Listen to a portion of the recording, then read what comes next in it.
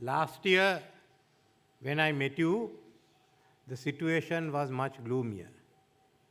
And many of you had a question mark over the future of Sri Lanka. But all of you cooperated in turning it around. So first, let me tell you, thank you. Our problem last year was we didn't look at our solution. The practical actions we could take place. We are more distracted by the politics of it. And those who are out there agitating. I can understand people having pressure, but agitation doesn't give solutions. Agitation sometimes results in others' vested interests trying to take over agitation.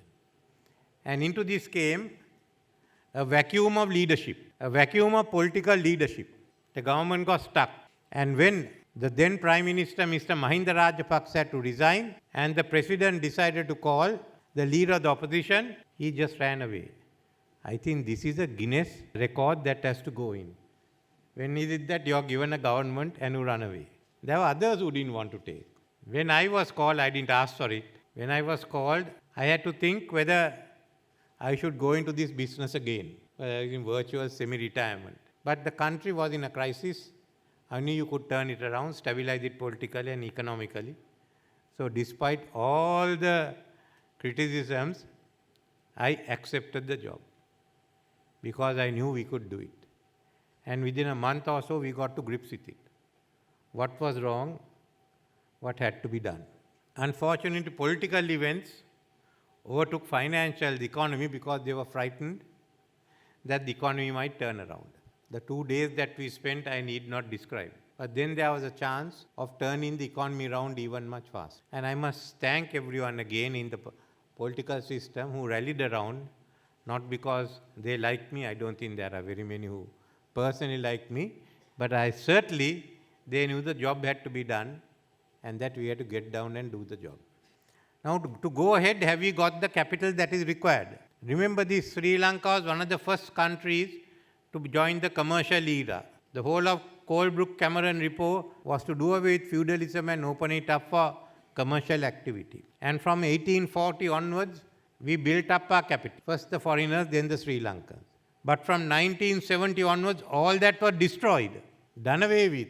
Government took over, and the whole thing collapsed.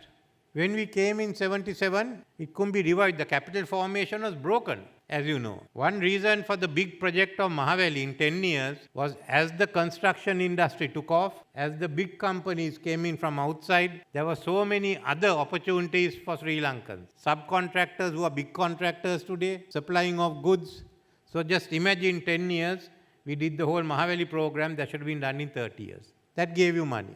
Building the new capital again gave money. Tourism. So we opened up that there will be new monies. And foreign investments came in with the free trade zone. So from 77 onwards, we slowly built up our capital. But we didn't open out. So this is the difference.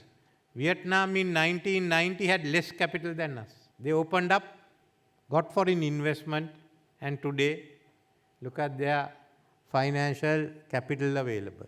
But we went slowly. We had a war. And then in 2021 and 2022, all that has gone. First hit by COVID, and most of you have incurred deaths. And then by the collapse of the economy and bankruptcy.